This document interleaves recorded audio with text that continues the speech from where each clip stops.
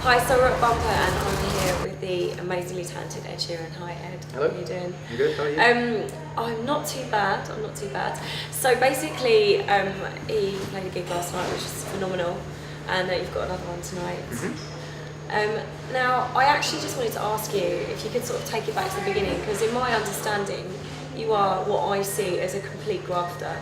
Like, you've been out there for, time, just working, doing gig after gig after gig and playing. How has that journey been for you? It's obviously been. It's the journey's kind of been it's been long and tiring, but it hasn't really been as long as it could have been. And I felt like, as a singer-songwriter, you have to kind of put the hours in and earn your stripes. So the journey's been necessary as well. So, but it's been really fun. I've met a lot of interesting people. I've done a lot of cool gigs, and I've had a lot of great experiences. So, have you found that because you've just been out there kind of doing it and doing kind of gigs all over the place, so pretty much touring solidly, I guess, that's been great for sort of networking? Has that helped you kind of move forward, or was it kind of like a sudden discovery, because obviously you're on the verge of absolutely phenomenal things? Yeah, no, it's been very, very gradual, but every kind of step something gets bigger, so it's kind of snowballed from where it started. But I mean the experiences that I've had started off like maybe, well, for instance, like a year ago I'd be playing this venue and two people would turn up, to now it being packed. But in that year, I've done all the kind of independent releases and tours with Example and Devlin and collaborations and stuff like that. So it's all kind of like started coming to a head now, I guess. Is there any kind of, you're talking about collaborations, is there anything that sort of really stands out that that even to date that you're kind of really sort of proud of, it, that you were like, yeah, that was great, I'd like to do more, like something quite specific? Well, I think the whole collaborations project that I did, because it took about a year to do, and I had to do it in my spare time, and because I was working on the other stuff. But I think with that, because I got a bit geeky with it, and I kind of like went for the acts that I really liked and created specific songs for them to rap over, and like did that whole project. I think like when I'd finished that, I was kind of like, wicked, I'm glad I did that. That's a milestone. That's wicked. So yeah, that was one kind of collaboration thing that I was very happy with. And at the moment, obviously, you've just signed, as we all know, a big sort of pretty big deal.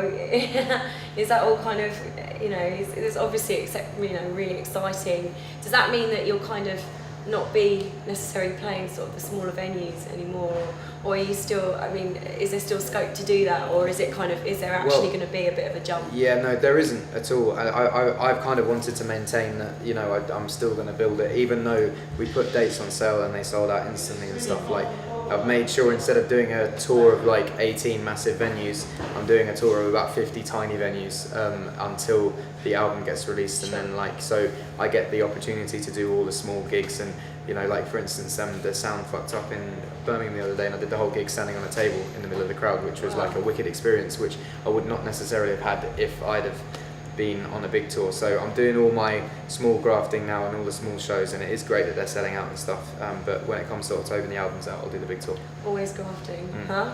And so for anyone that sort of is kind of maybe starting to discover you for the first time, have you got any kind of really particularly strong sort of influences, and has that sort of changed since when you were first writing and first starting out?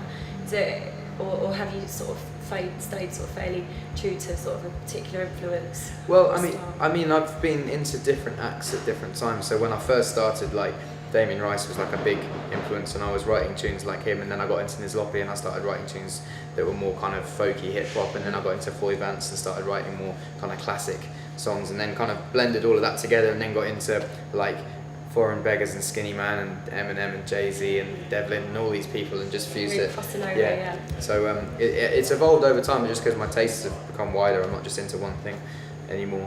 Whereas when I was 11, I'd only listen to Damien Rice, and that was it. But yeah, kind of much more sort of blinkered kind of video. And I think sort of lastly, is there anywhere, where's the best place to sort of kind of find out what's happening next with you?